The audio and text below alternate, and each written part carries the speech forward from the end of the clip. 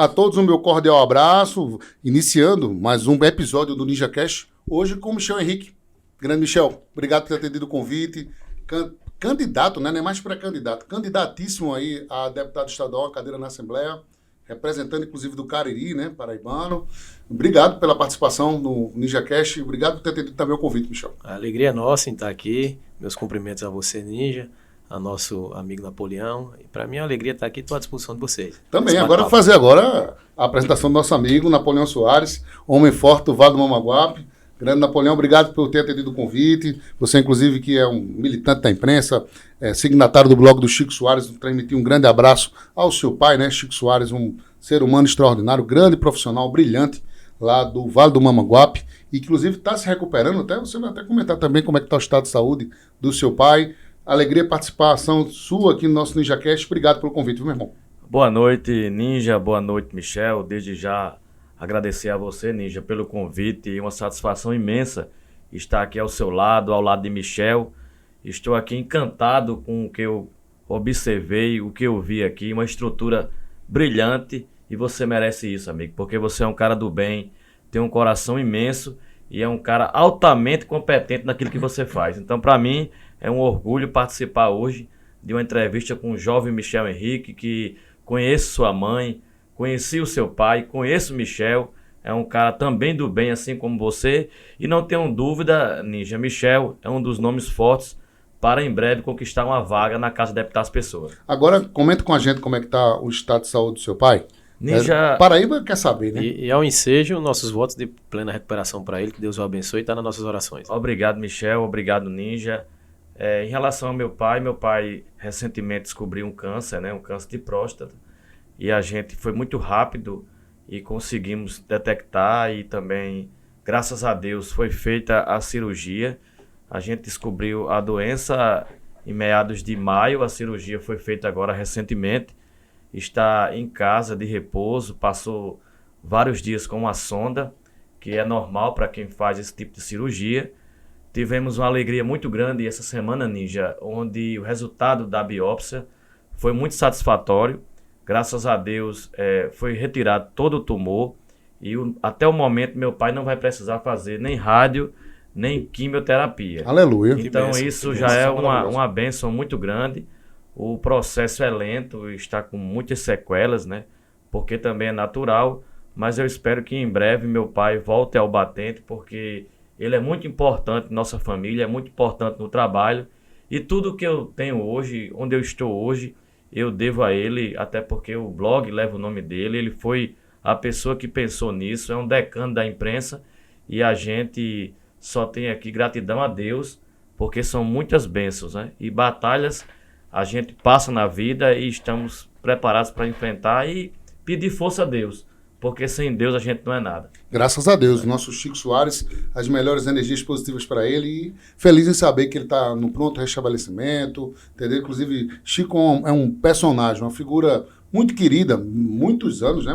Mais de década na Rádio Correio do Vale, né? Trabalhou 20 anos. 20 anos, mais de duas décadas. Na Rádio Correio de Mamanguape, também trabalhou em Guarabira, na Rádio Rural, Rádio Constelação. Ao todo, Ninja, são 28 anos de profissão no jornalismo, já foi correspondente também. É um ícone na imprensa. E de credibilidade. E diga-se de passagem, vai voltar o mistério e tão bem informar aquela região toda. Fazendo sempre o bem, né? Fica nossas orações. Interessante, né? Conversando no podcast, a gente vai falar de uma forma bem informal. Por exemplo, como foi que eu conheci Michel Henrique?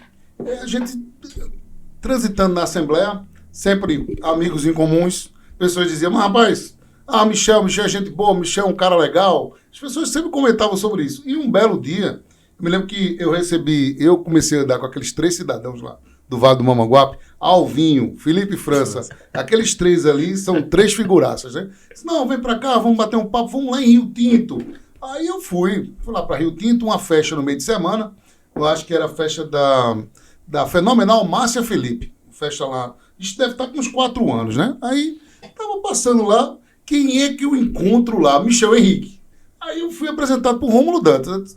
Rapaz, eu te conheço. Eu disse, você me conhece, conheço. A gente já tinha se visto, mas rapaz, Henrique, você é jornalista, eu conheço demais o seu trabalho e tudo, parabéns pela referência. E ali, depois daquele dia, virou uma amizade, virou uma relação de confiança e tudo, e a gente se encontrou e se conheceu naquele show. Você estava lá com os amigos, numa barraca, assistindo o show lá atentamente. Nem sonhava em ser político. Nem sonhava em ser Verdade. político, e a gente teve essa oportunidade desse primeiro contato, né, Michel? Verdade. Foi bem interessante. Você tem uma memória boa. Viu? Foi Você, naquele memória dia. jornalística mesmo. Foi naquele Realmente foi, me relembrou tudo.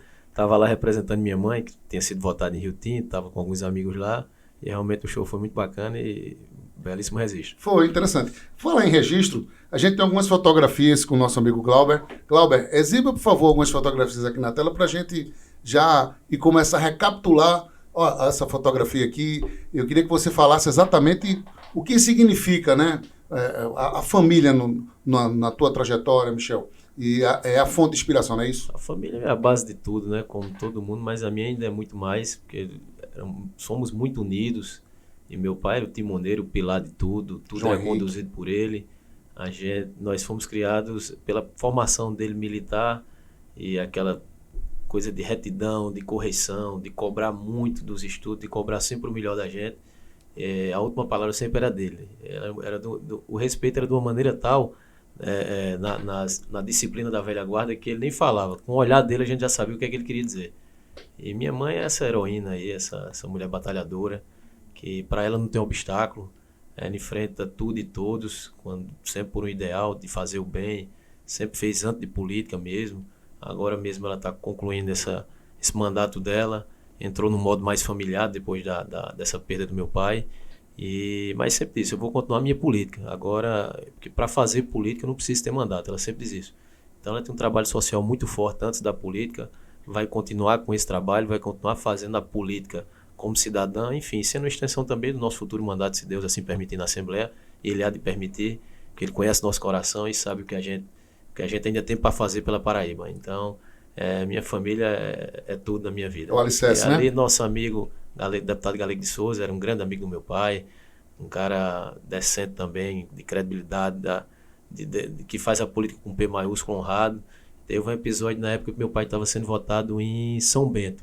E foi votado uma vez, ia para a reeleição para ser votado novamente em São Bento. E Galego de Souza, todo mundo ventilava essa candidatura dele à estadual, a primeira, e ele dizia que não, meu pai foi construindo umas bases lá, e quando ele foi, meu pai abdicou dessas bases lá, e eram tão amigos que ele disse, rapaz, eu vou pedir voto para você, e de fato foi numa rádio, e até o gesto, né? O âncora lá disse, rapaz, a primeira vez que eu vi um concorrente ir para uma rádio pedir voto para o outro. E meu pai disse, eu estou aqui, não como deputado, mas estou aqui como correligionário e eleitor de Galego de Souza. Em São Bento, eu como concorrente, voto em Galego de Souza. E lá é uma política diferenciada, eles são né? muito amigos, assim, era uma interação muito boa na Assembleia, era um dos grandes amigos dele na Assembleia. Pode passar a próxima foto. Pode passar, grande Glauber. Fotografia interessante. Doutora Edna, né? Com você. Relata aí pra Isso, gente. já foi no lançamento da nossa pré-candidatura em Monteiro. Então aí minha mãe, meu irmão mais novo, Zé Silvestre, minha irmã foi candidata em Monteiro na eleição passada, é médica hoje. E hoje aí é um pedacinho aí cada um tem um pedacinho de João Henrique. E quando nós somos unidos, ele ressurge aí e fica todo o ensinamento da vida que ele nos deu, né, na vida dele. E quando eu sempre digo, quando todos nós estamos juntos, ele vira uma unidade, com a filosofia dele, que a gente sempre executa todo dia, com o jeito dele de fazer política, de vivência, de tratar as pessoas, os amigos, enfim, de propagar o bem. É interessante, né? O doutor João Henrique era uma pessoa que, gente, né, Chico?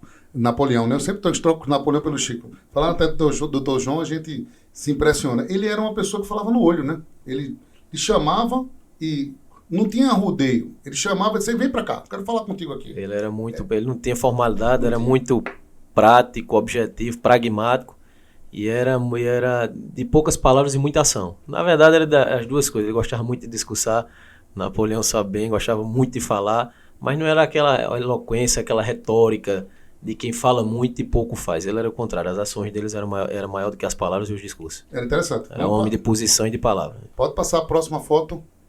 Eita, essa foto aí. 2018, histórica. Diploma do quarto mandato dele, deputado estadual, e do da minha mãe, de deputada federal. Foi uma batalha, a seleção foi icônica, histórica. A gente ficava pesando muito ali se ia, se não ia. Fomos praticamente aos 45 minutos do segundo tempo.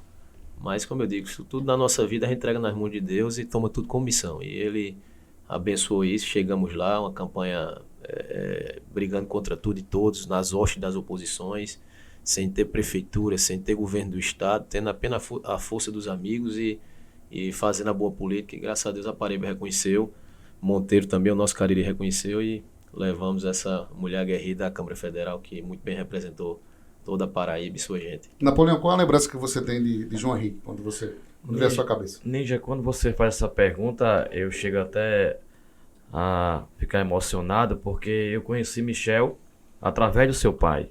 João Henrique tinha um carinho muito grande pelo meu pai, e quando eu passei a frequentar a Assembleia, e na época foi uma orientação de Zenóbio Toscano, o saudoso Zenóbio, ele percebeu que eu tinha como crescer na minha profissão e disse: Napoleão, comece a frequentar João Pessoa, comece a frequentar a capital e o caminho é a Assembleia. Então eu devo isso a Zenóbio, e chegando na Assembleia, João Henrique passou a me conhecer. Sempre que estava usando a tribuna daquela honrosa casa, ele me via e me chamava para conversar, perguntava do Vale, perguntava do Brejo, às vezes dizia: Napoleão, vamos no meu gabinete? Tomava um cafezinho, até que chegou Michel. Ele disse: olha, eu tenho um filho que possivelmente eu sonho um dia ele ficar no meu lugar e eu vou apresentar meu filho a você.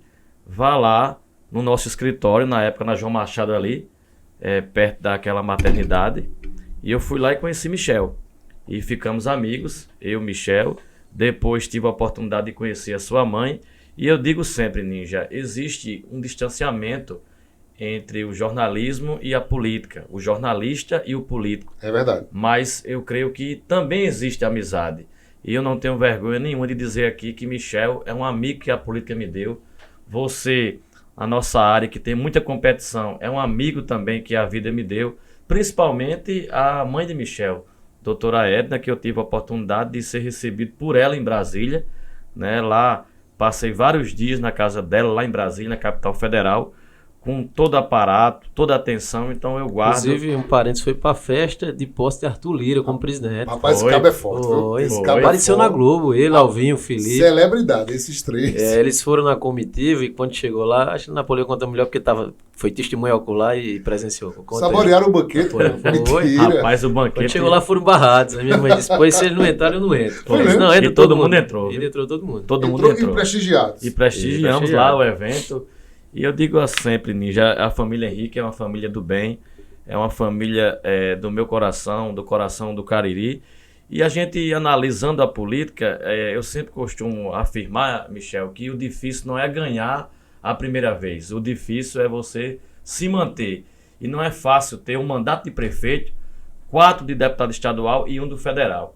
Então essa família tem tradição, essa família tem trabalho, por isso que se mantém aí há muito tempo na política. E você, Michel, hoje, a gente tem que falar isso aqui, é um dos nomes mais cotados para conquistar uma vaga na Casa de Deputados Pessoa. Vamos continuar com as fotografias. Ainda tem ou terminou? Vamos agora para os vídeos. Tem vídeo aí, viu? Agora o bom, nada combinado. Aqui a gente faz a queima-roupa, como a gente fala na boa, viu? Vamos escutar. Tem um vídeo aí. Michel, meu amor, hoje eu quero falar do orgulho que eu tenho de você, do quanto eu sou grata a Deus por ter me dado a oportunidade de amar o seu pai, nosso inesquecível João Henrique, e desse amor tão grande gerar você. Michelzinho, você é o orgulho de manhã, é o orgulho de painho dos seus irmãos Zé Silvestre, Michelia, Micheline, dos seus sobrinhos, da sua esposa Renata, da sua avó Deusaline e de todos os seus amigos, porque por onde você passa, conquista com esse carinho super especial que você tem, com esse seu jeito maroto de envolver e mostrar para as pessoas o quanto elas são importantes. Oro a Deus todas as horas para que você e a nossa família saibam vivenciar a missão que Ele nos deu, de mantermos juntos e unidos pela Paraíba, pelo nosso Cariri, pela nossa Monteiro. Acompanhar sua luta para honrar a nossa terra e o nome do seu pai, o legado por ele deixado, é vivenciar momentos lindos e cheios de fé. Ver nos seus olhos o mesmo brilho que eu via nos olhos do meu grande amor, João Henrique. Isso me emociona e me faz ter a certeza de que estamos no caminho certo. Eu sei que você está dando continuidade e isso significa muito para a nossa região e para Monteiro. Eu sei que você será a representação que está fazendo falta na Assembleia Legislativa para o nosso Cariri. Tenho muito orgulho em ver você caminhando. Então, meu filho, siga em frente com as minhas bênçãos e conte com o meu apoio e companheirismo. Estarei sempre ao seu lado para o que der e vier. Te amo muito e te amarei sempre.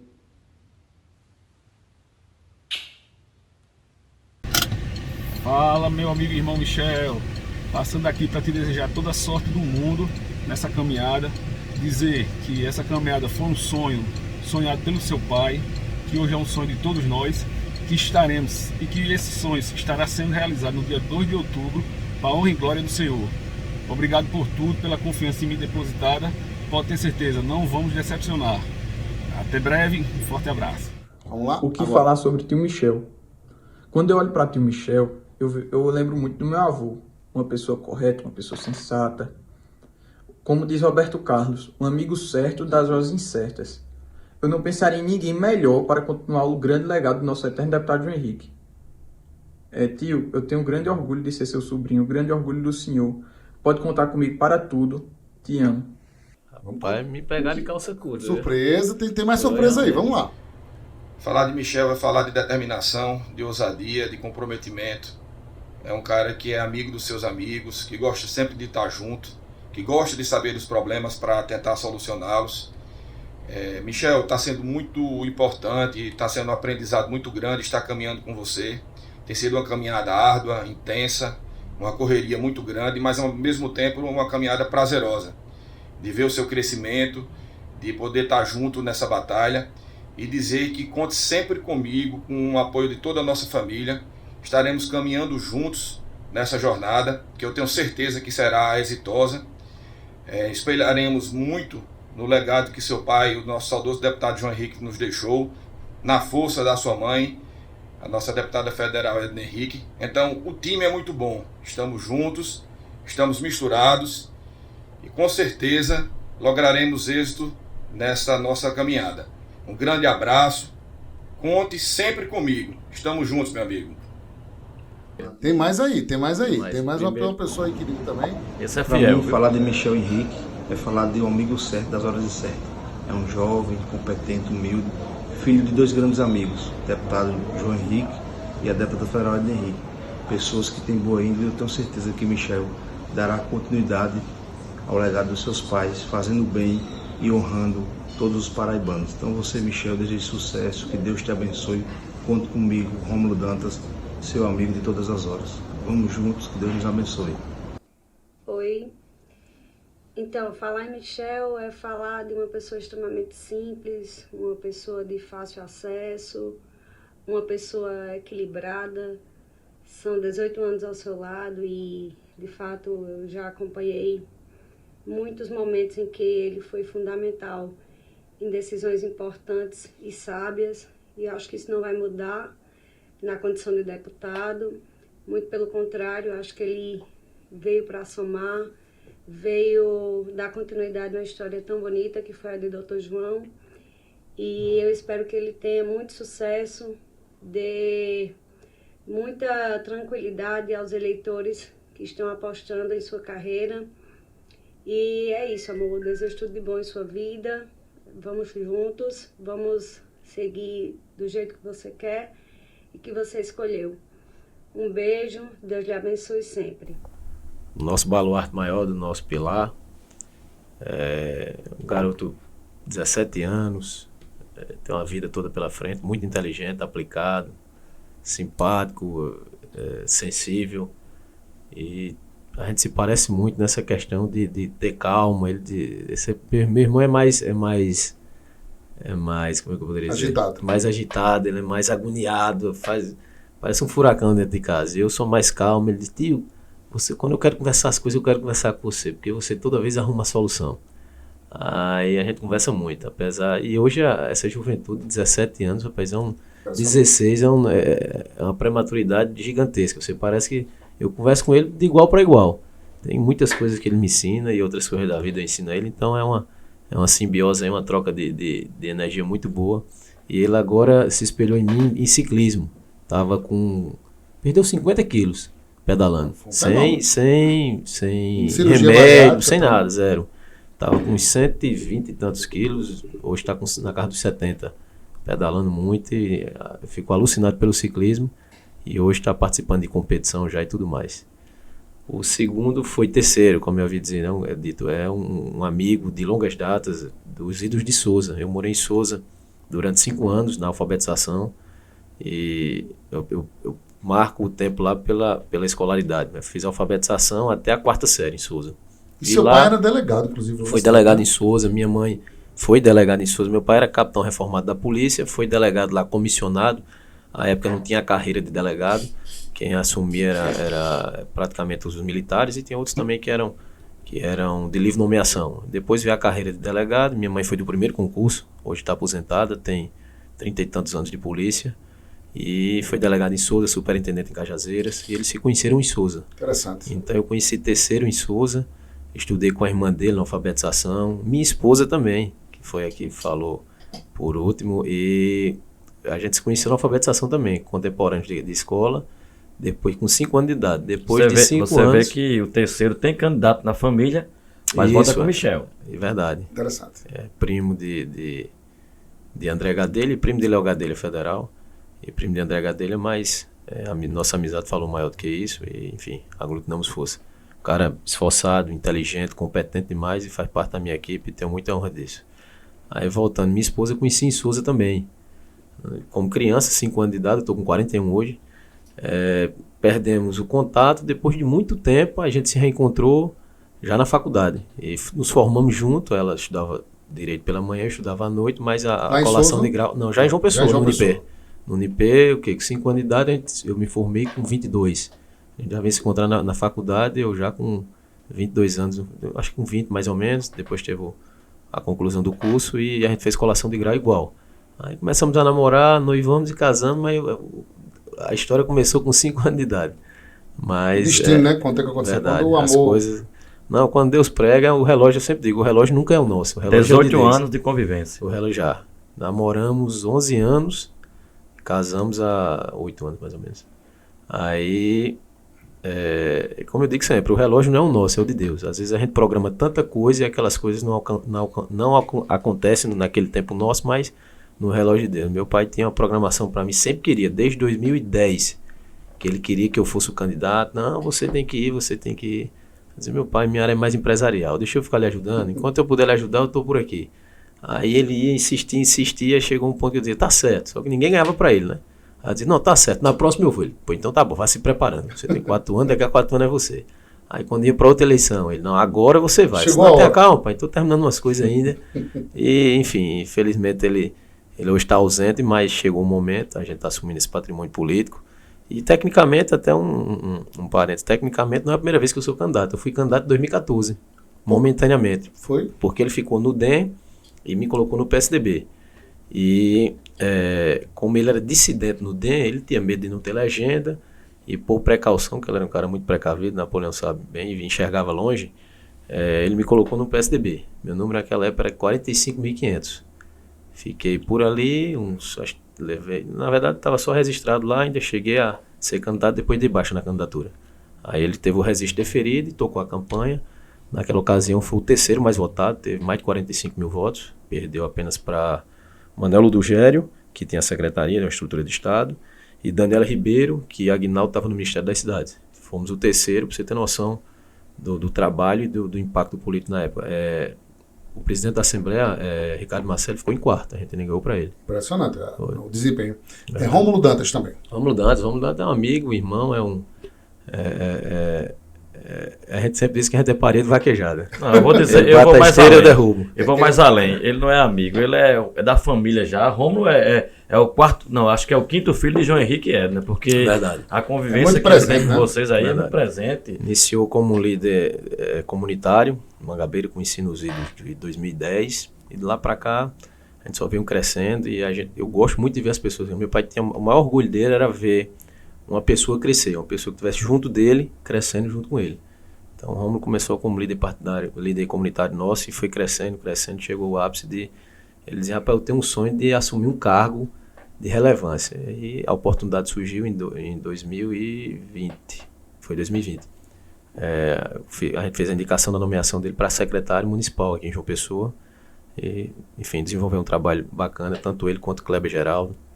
E o próprio terceiro também. A gente conseguiu essas indicações lá e desenvolveram um trabalho bacana. Curto tempo, claro, porque a gente perdeu a eleição, mas deixamos nossa marca lá. E todo mundo que se encosta com a gente, outros fazem política com números, eu faço política com amigos. Cada urna daquela que abre não são números, são amigos, eu sei cada um quem são deles. Então a gente sempre procura construir uma família, procura construir laços de amizade, não só nisso, mas nos meus negócios também. Eu sempre crio esse laço através de um negócio ou de uma empresa, mas paralelamente eu prezo sempre pela amizade. E assim tem feito, Deus tem conduzido dessa maneira e tem dado tudo certo. Interessante, né? Eu conheci Rômulo Dantas através de um outro grande amigo, Adalto Fernandes. Adalto, figuraça, também oriundo de Mangabeira. De representação lá em Brasília. Isso, Adalto que me apresentou o Rômulo na sua casa, lá em Jacumã. Tanto até que depois aí começaram o pessoal brincar muito comigo, que eu sou apaixonado por Jacumã também.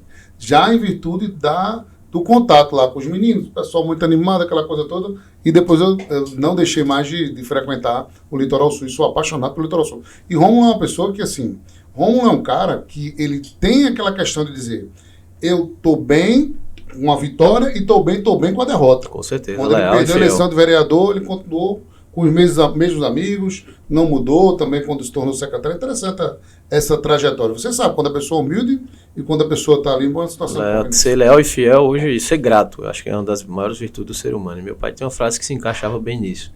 Você quer saber que é um ser humano, dê dinheiro e poder. Nem todo mundo pode ter. Às vezes, muitas vezes a pessoa, quando pega um destaquezinho, se acha maior do que tudo, só anda no chão muitas vezes pela lei da gravidade. E depois vem o baque, né? Então, a gente, para tudo na vida, a gente tem que ter educação. Meu pai sempre dizia, você para ter dinheiro tem que ter educação, para ter poder tem que ter educação, e para ser alguma coisa tem que ter educação também. Outra marca também, Michel e Henrique Lima, do saudoso João Henrique, que isso, Michel, eu escuto do litoral ao sertão. Onde quer que eu vá nessa Paraíba, Ninja, todo mundo fala, João Henrique era um homem de palavra. João Henrique era um homem como poucos na política na atualidade. Então isso, Michel, é um legado do seu pai que eu espero que você também continue, sem dúvida nenhuma, porque é difícil, viu, Ninja? Na classe política é muito difícil. João Henrique, se ele dissesse é sim, não é não. E até hoje, onde eu vou, eu escuto essa palavra. Vou falar. Eu não tenho como me conter sobre as brincadeiras que eu tinha com o João Henrique. Por exemplo, na época lá na Correio, e eu, assim, a gente polemizava muito, brincava muito, e principalmente ele na tribuna. Como ele tinha uma fala bem compassada, amigos, aí demorava um segundinho depois, aí eu brincava muito com a nossa amiga Joelma, dizia, e amigas? Aí assim o pessoal diz, mas rapaz, você brinca com o João Henrique no comitê? Disse, ele gosta da minha brincadeira. Ele sabe que eu estou ali brincando no cantinho do comitê, e ele não tinha problema comigo. Aí teve um belo dia que saiu uma matéria bem pesada no PB Agora, lá com o Fábio Tagino, uma matéria em cima de João, de Dr. João. Aí Joelma chegou para mim e disse, Dr. João quer falar contigo. Eu disse, rapaz, não comigo não. Que é ele que quer ter uma conversa com você. Ele dizia, eu disse, eu quero conversar com ele. Só que eu achava que ele ia me dar um arroz, né? Aí chegou para mim e, olha, amigo, aquele jeito dele, amigo, perto da escada lá do comitê. Ele olhou para mim e disse, olha, eu quero saber muito, muito quem está falando mal de mim. Olha, é você que está falando mal de mim. Eu disse, não. A matéria lá, doutor João, tem redação. Não fui eu. Interessante, qualquer maldade que tinha no PB Agora, foi um ninja. Nessa daí, eu não fui culpado. Ele disse, eu quero saber quem foi que fez essa matéria do PB Agora contra mim. Mas era muito interessante a maneira peculiar dele falar. Mas ele falava de um jeito, assim, sério, mas você sabia que ele estava brincando com você. Como se dissesse, não fale mais mal de mim. Como se dissesse, eu tô sabendo que você... Ele tem a formação de tribunal de júri, aí aquela ele fala... Ele estivesse investigando, ele olhava pro seu olho. Ele, quando conversava, ele ia, depois ele voltava. Aquele conservadorismo de investigador, enfim, de advogado. Participava muito do tribunal do júri, aí tem que ter aquela fala teatral, compassada, ele se prezava muito por isso. Mas gostava muito da tribuna, é verdade. Agora, como foi que você disse assim, qual foi o start? Falando agora dos bastidores, que a gente sabe que o podcast é muito bom para comentar e relatar. Quem foi que deu um empurrãozinho, assim, disse assim, ô Michel, vá correr o estado, que você está visitando todas as regiões, diga assim, agora você vai lançar a sua pré-candidatura para a Assembleia, e agora chegou a hora de você correr pelo broche. Não, no início o baque foi muito grande, porque, como eu disse, nós somos uma família muito unida e, enfim, tudo que ele pedia a gente fazia, tudo que a gente tinha que fazer tinha que ter as bênçãos dele. E o baque foi gigante, sobretudo para minha mãe, que são casados, se vendo quase 50 anos de casados, se vendo todo dia.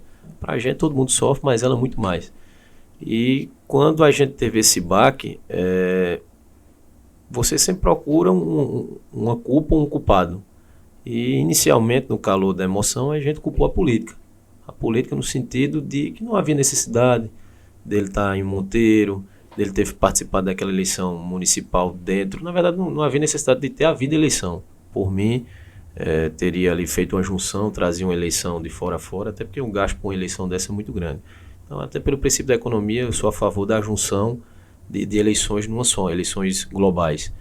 E naquele momento foi muito temerário ter seguido com aquelas eleições, até porque não tinha como conter a aglomeração. Não se faz política de longe, pelo contrário, tem que ter um contato físico, tem que ter um abraço, tem que ter um aperto, enfim. E estava vivendo esse novo momento de pandemia, então a gente culpou essa questão da eleição em si, e que ficamos desgostosos com relação a isso. E naquele calor da emoção você começa a perder a razão e começa a se desgostar e procurar culpados, e o culpado a gente colocou não na política em si, mas na eleição, naquele momento em si. E pensamos até no calor, no auge da erupção, da emoção, a gente pensou em largar a política e tomar conta da nossa vida privada. E depois, com a sabedoria, com o arrefecimento dos ânimos, das emoções, a gente foi vendo que não seria isso que ele queria, porque ele amava tanto fazer política, a gente construiu esse patrimônio nas duras penas durante 19 anos, sem ter um empurrão de ninguém. Muitos aí estão hoje no poder graças a um apadrinhamento de A, X ou Y, e ele não. Tudo que ele conseguiu na vida, desde a vida privada, a vida política, sempre conseguiu tudo caminhando com as próprias pernas. Então, não seria... ele não ficaria feliz lá em cima se a gente abdicasse de todo esse patrimônio político. Então, como somos 4 filhos, 2 casais, como o único que tinha já essa interlocução com o meu político era eu, então coube a mim a manutenção desse mandato, a manutenção dessa política, desse patrimônio político dele. Alguns amigos também incentivaram, a exemplo de Hugo Mota, a exemplo de Wilson Filho também, não desistam, vão. Dr. João Henrique ia querer muito isso. Eu acho que vocês têm um legado, não pode também jogar pela janela. Enfim, muitos outros amigos, prefeitos, lideranças, no velório dele em Monteiro, todo mundo abraçando e dizendo, pelo amor de Deus, não deixa a gente não abandone Monteiro, não abandone a política. O Dr. João ia querer muito que o legado dele continuasse, essa corrente do bem. Depois de pesar tudo isso e a gente passar pelo momento de luto e dessa perda incomensurável, eu vi que caberia a mim tocar esse patrimônio, esse legado, essa história dele. Assimilei e comecei a percorrer o estado, porque já estava havendo aquelas forças externas tentando cooptar as nossas bases, e comecei a pré-campanha em abril do ano passado. E comecei a andar o estado, e as coisas de Deus, como são bem encaixadas. Hoje, quem não fez uma pré-campanha boa, está sofrendo agora. Muito. Por quê? Porque foi a questão do time. É o momento, você tem que ter a leitura do momento. É como economia, como tudo na vida, você tem que tentar antever. Planejamento, então, né? quem antevê as coisas e tem um planejamento, se sai na frente. Então, só um exemplo na vida empresarial, quantos e quantos passavam aqui no Retão de Manaíra, uns enxergavam o mangue, e Roberto Santiago enxergou um shopping. Então, a gente tem que antever as coisas. Então, eu antevi que essa movimentação de Efraim ia gerar consequências de uma antecipação de uma eleição, e corremos na frente, também por esse episódio do meu pai, e tudo se encaixou como Deus quis, e conhecemos muitos amigos, e nesse momento de baixa, a gente quer saber quem são os verdadeiros e leais amigos, que esteja de baixa, né? Quando você está em festa e bem de vida, todo mundo se encosta em você. Agora, quando você está na baixa, quando você está necessitado, e no movimento não tão afortunado, aí você sabe quem são realmente os verdadeiros e leais amigos. Então, esses amigos nos procuraram, disseram, não, vamos para cima, vamos manter esse legado de Dr. João. Inclusive, muitos foram, vários, eu vou exemplificar um, Dr. Jônio, prefeito de Salgado. Quando eu cheguei lá, Dr. Jônio, eu estou querendo seguir o legado do meu pai, vocês eram grandes amigos, e o que é que o senhor diz? Ele disse, vou votar em você 2 vezes. Eu disse, mas como? Ele disse, vou votar em você. Minha mãe já tinha desistido, já tinha abdicado da reeleição. Ele disse, vou votar em você 2 vezes. Para estadual, e traga um federal que ele vai lhe dar em outro lugar, e pode botar ele aqui. Quando eu levei o Hugo. E assim foi acontecendo em vários locais. Também a gente teve decepções, nem tudo é mar de rosas. Tem amigos que a gente botava a mão no fogo, achava que iam ser os mais aguerridos, foram os primeiros por exemplo, a não deixar. Teve uma base em Salgadinho, teve uma base em Areia de Baraúna, que eram amigos de casa, inclusive chegaram à prefeitura pelas nossas mãos. E aquela velha máxima, né? Você quer saber quem é um amigo, dê dinheiro e poder, e esteja no momento de necessidade, aí você vai saber reconhecer e testar realmente quem são seus verdadeiros amigos. O papel de Hugo Mota nessa articulação, quando você começou a pavimentar, né, a candidatura a estadual, e onde chegou, assim, quem foi que fez a interlocução sua com o Hugo Mota? Pronto, eu antevi que essas eleições, pela movimentação de Efraim, doutrinando um pouco, eu vi que Efraim foi quem fez o edital dessa eleição. Ele montou uma estratégia perfeita. O principal concorrente seria Aguinaldo. E Aguinaldo, o modus operandi dele é quando chega próximo das eleições, ele vem, faz a política que ele sabe fazer. Então, Efraim trouxe o jogo para dentro do campo dele, para dentro do terreno dele, que foi o que antecipou, saiu visitando, pé na estrada, como realmente o fez, de maneira muito ousada e corajosa. E isso eu vi que ia trazer consequências para os outros cargos, apesar de ele estar brigando lá para o Senado, mas ia sobrar para federal, estadual e para todo mundo. Então a eleição se antecipou muito. Então, com essa antecipação, eu já tinha que tomar uma decisão. Eu me vi forçado a tomar uma decisão imediata de qual dos cargos levar, se estadual e federal, se os dois ou um ou outro. Então, também foi outra dúvida. Quando a gente não abdicou do patrimônio político do meu pai, eu tinha que escolher entre federal ou estadual. Federal, a gente teve que... Eu tenho, enfim, minha vida privada, tenho minhas empresas, tenho minhas coisas que precisam da minha presença. E, sobretudo, minha mãe também, que ficou muito vulnerável e debilitada, precisando de apoio psicológico de todos nós. Então, eu vi que ir para Brasília não seria uma boa, porque eu ia me afastar do meu negócio, ia me afastar dela. E minha esposa... a gente tem 11 anos, a gente teve 11 anos namorando. Eu sempre digo, quando eu estava namorando, eu era casado. Quando eu casei, eu fiquei solteiro. Eu disse, pai, como é isso? A gente namorou 11 anos, ela já morava lá em casa, enfim, já tinha vida de casado. E quando a gente casou, ela tinha um sonho de fazer medicina. Eu digo, vá, faça. Ela passou com 3, 4 meses que a gente se casou e foi estudar em Natal. Aí terminou a graduação em Natal, eu ficava indo e vindo essa ponte lá para Natal. Quando ela terminou a graduação em Natal, depois de 6 anos, ela passou na residência médica em São Paulo. Aí está em São Paulo, já vai completar 3 anos. Ela vem de vez em fevereiro. Aí quando foi para tomar a decisão, ela disse, Renata, eu estou pensando, se eu fosse para federal, se você não é doida, depois de 9 anos eu estou vindo para casa, aí tu vai para Brasília. Não, então vamos se separar logo. Eu digo, não, então o que equacionava a questão privada, empresarial, familiar, foi o mandato estadual. Então, optei pelo mandato estadual, tudo foi analisado, eu digo, não, pé na estrada no estadual.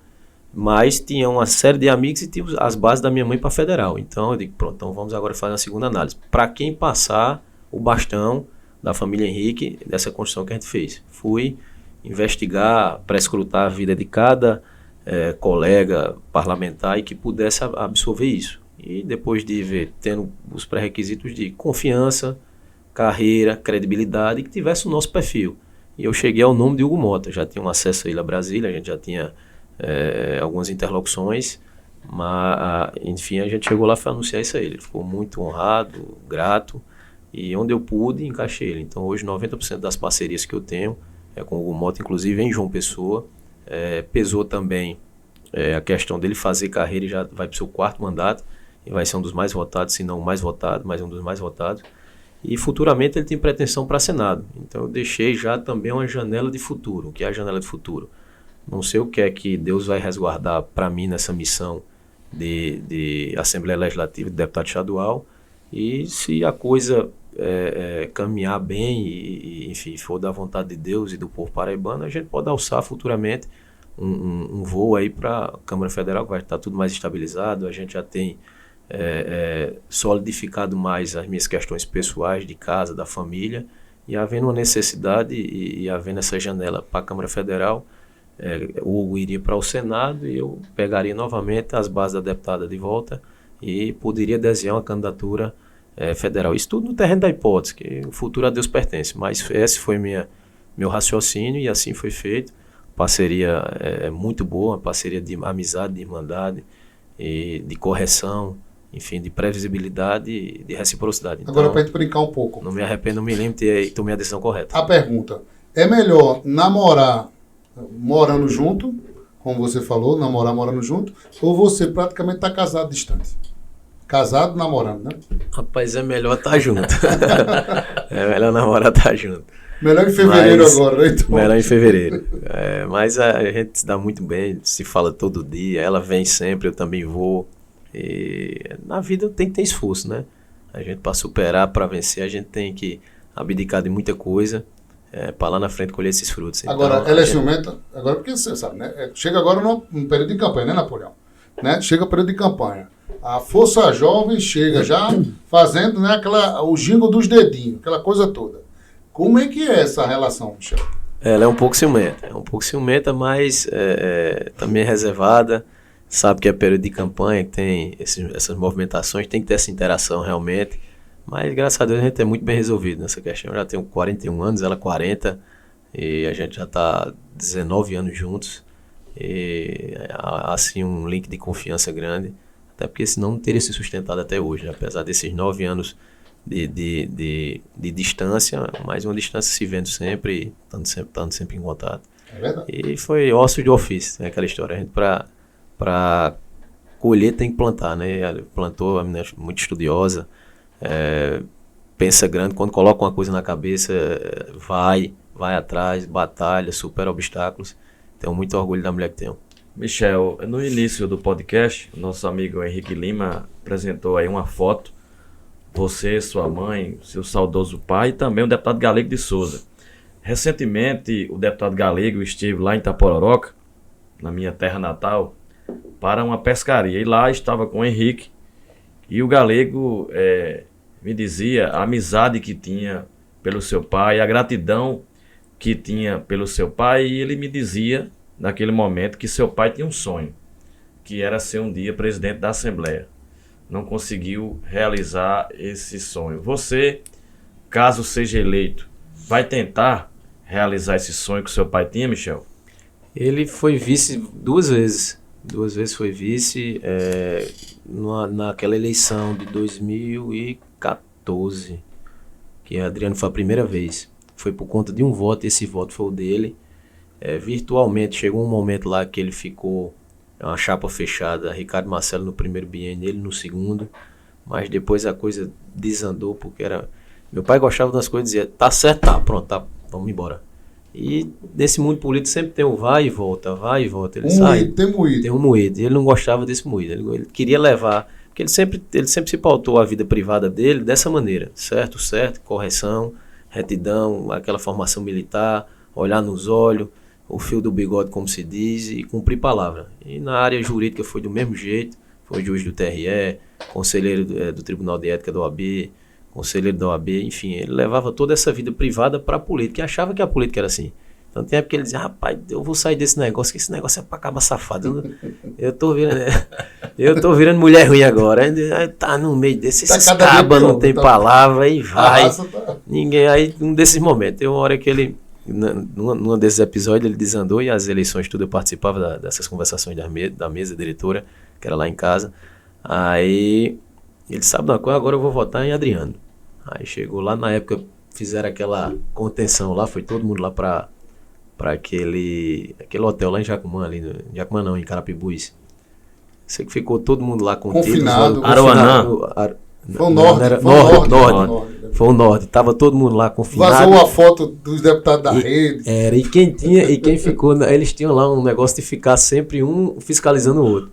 Celular confiscados. Não, aí antes disso, ligava, quando tava tudo ok, ligava toda vez. Aí um tinha que marcar o outro. Tinha a duplinha, pelo grau de intimidade, né? E quem ficou marcando Painho foi Edmil Soares, que era um dos grandes amigos dele na Assembleia. Só que eles se falavam todo dia, né? E Painho, naquela imaturidade dele, no puritanismo dele, aí ligava Edmilson, aí ele é o Edmilson. Diz, Pompom, aí começava a conversar e tal. Aí desligava o telefone. Rapaz, quando dava as 2 horas, Edmilson ligava de novo. Aí passou um pedaço, umas 3 horas, Edmilson ligava. Quando era no outro dia de manhã, Edmilson ligando. Ele disse, Edmilson, me diga uma coisa, tu tá ligando pra falar comigo mesmo ou é pra me fiscalizar? Olha, cuidado, viu? Não sei o que. Não, Joãozinho, tá. Aí ficava aquela brincadeira deles. Aí depois teve o confinamento. Aí ligaram pra ele. Não, João, que a gente tá em todo mundo passar final de semana lá. Enfeitaram o negócio, criaram um eufemismo lá pro confinamento. Mas enfim, você tem que ficar trancado. Ele disse, como é? Eu sou homem de ficar trancado não, mano. Eu dei minha palavra, eu vou votar. Eu não se preocupe não, agora eu não vou não. Aí foi todo mundo. O único, acho que na época que não tem ido foi ele. E ficou aquelas conversações e eu tomei conhecimento e depois passei para ele que tinham 2 que iam trair. E era gente lá de dentro. Aí eu disse a meu pai, vamos lá para dar pelo menos uma satisfação, porque vai ter traição e o único que está lá é o senhor. Agora todo mundo sabe que o senhor vota, mas vai ficar aquela questão. Aí ele foi lá, se apresentou e disse, Adriano, vim aqui para dizer que... Aí quando ele chegou lá, todo mundo abraçou, aquela coisa, porque o esquema lá todo era ricardista e o único que não votava em Ricardo, tem votado em Cássio foi meu pai. E ficava aquele... Mas ninguém duvidava dele, porque quando ele dava uma palavra era uma coisa, mas querendo ou não, ficava aquela coisa em aberta. Aí quando ele chegou lá, todo mundo abraçou e tal. Ele, Adriano, eu quero ter uma conversa com você. Aí subimos, aí ele foi para Adriano e disse, vim aqui para dizer que voto em você. Agora tem desses cabinhos aqui que tá aí dentro tomando isso com você e vai lhe trair, viu? Tem umas alminhas. Aí foi cogitado lá, enfim, não, João, confio em você e tal. E botou ele para ser, aí prestigiou ele pela retidão de caráter, botou ele para ser o vice. E deu certo, foi por um voto aquela eleição e foi o voto dele. No final ele disse, João, bem que você disse. Ele disse, eu disse a você, tá vendo? Quase que a gente perdia. É impressionante. Foi aquela que Ricardo ainda travou lá, tinha um jogo computador pra cima. Tião quebrou a urna. Quebrou a urna, foi. Muito. E se não tivesse, segundo os relatos lá, se não tivesse havido aquele, realmente poderia ter havido ter perdido a eleição, o resultado ter sido outro. Um dos episódios assim, mais marcantes lá na Assembleia. E interessante, depois da Assembleia, né? E respondendo objetivamente, você tem pretensão sim. A partir do momento que a gente está lá dentro, é elegível. Tenho muitos amigos, sei como funciona lá a eleição, porque participei de 4 eleições junto com meu pai. E ele deixou muitos amigos, a gente deixou esse legado de credibilidade. A classe política me conhece também, sabe que eu sou uma extensão dele, enfim, uma sucessão dele nos mesmos modos, no mesmo quilate. E vou conversar com os colegas, se a gente vê a viabilidade e vai quebrar o tabu. Um nome novo, nós estamos com o nome aí posto. Vai quebrar o tabu, porque na Assembleia, Ninja, se comenta que é muito difícil um deputado novato conseguir ser presidente, viu? Então é um desafio para você, Michel. Primeiro dia 2 e depois já... vamos um passo de cada vez nessa caminhada de 1.000 quilômetros. O primeiro passo está sendo dado, que é nossa eleição, se Deus quiser. E chegando lá, os 36 são elegíveis. Vamos fazer interlocuções e ver o que é que Deus nos aguarda. Já tem um voto, viu? Colegas. Eu sei disso. Não, tem mais. Já tem um voto. Tem mais outros aí. Porque o Galego de Souza disse a mim que vota em você. Verdade, ele disse a mim também. Tem outros colegas também que sabem que onde a gente chegar, eles têm portas abertas, que o que a gente se compromissar, nós iríamos cumprir. Mais um passo de cada vez. Não vamos colocar a carroça na frente dos bois, não, mas temos sim, objetivamente, essa pretensão, como todos os 36 têm, e é natural e é legítimo. Interessante na Assembleia, né? A gente, quando cobre há muitos anos, nesse episódio, depois, é assim, né? Na hora que o presidente que está no exercício perde, o novo presidente já senta na cadeira. Depois da eleição, já vai para a cadeira e já vai presidir a sessão, já vai falar já nos trabalhos, já para tocar o barco para frente. E na Assembleia foi assim. Teve essa eleição, aí no dia seguinte, a produtora olhou para mim e fez, a editora fez, tu vai lá na Assembleia que eu tive uma informação que vai ter uma mudança geral nas coisas. Eu disse, rapaz, eu vou ter que contar. O que aconteceu? Lá é assim, vocês escolhem os gabinetes, né? Se algum tiver alguma antiguidade, você passa o gabinete para o outro, tudo. E como o Ricardo Marcelo, ele era o presidente e não tinha tido nenhum tipo de combinação com nada, Ricardo Marcelo ficou na casa de máquina, lá em cima, no terceiro andar, lá junto do setor do setor lá na casa de força. Imagina a confusão. Aí a rádio disse, tu vai lá cobrir, meu amigo. Quando eu cheguei lá no gabinete, meu irmão, era um porão. Gabinete antigo, gabinete escuro, umas cadeiras quebradas. Parecia um filme de terror no gabinete. Eu disse, meu amigo, ele vai trabalhar aqui. Você vai ter que trabalhar aqui. Vai ser o gabinete dele aqui e tudo. E aí tinha 2 assessoras e tudo, para você ver como é que é o poder, né? O poder, de uma hora, você endeusa, e numa hora, quando a moeda gira, você já paga o preço, teoricamente, por uma... A roda gira, e eu sempre digo, a lei do retorno é infalível. Uns chamam a lei de Deus, eu chamo a lei do retorno. Tem a lei de Deus também, que é lá em cima. Mas a lei do retorno é infalível e a roda gira, por isso que a gente nunca deve pisar ninguém. Deve sempre procurar ser diplomado, fazer amigos. É assim que eu sempre prezo. Se eu não posso lhe ajudar, prejudicar é que eu não vou.